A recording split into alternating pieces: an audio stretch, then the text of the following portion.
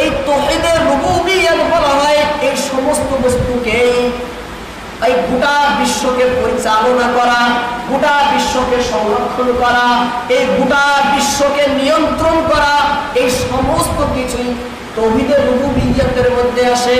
সবকিছু তাওহীদের রুবুবিয়্যাতের মধ্যে আসে। আল খালিকু লিজামিল মাখলুকাত, গোটা সৃষ্টিকে সৃষ্টি করা তাওহীদের রুবুবিয়্যাত।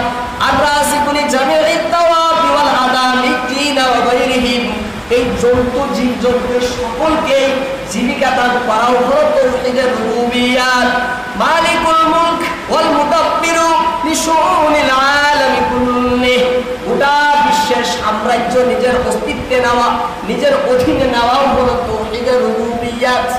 এবং গোটা বিশ্বকে পরিচালনা করাও হলো তাওহীদের রুবুবিয়্যাত।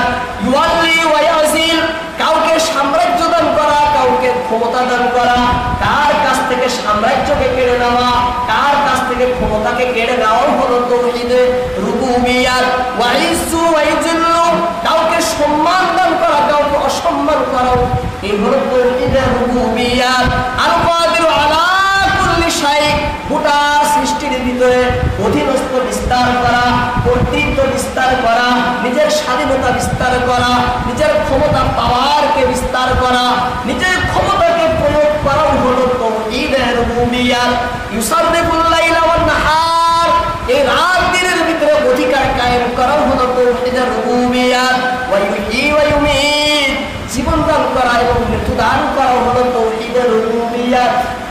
এক ভাষায় গোটা সৃষ্টি যেটা পরিচালনা, এই শৃঙ্খলাটাকে দেখা, এটা হলো তাওহীদের রুবুবিয়্যাত।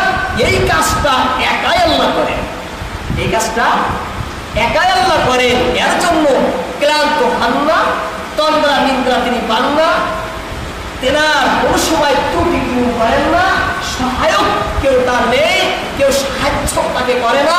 এই সমস্ত কাজই একাই আল্লাহ করেন, এই বিশ্বাস অন্তরে রাখা হলো তাওহীদের রুবুবিয়্যাত।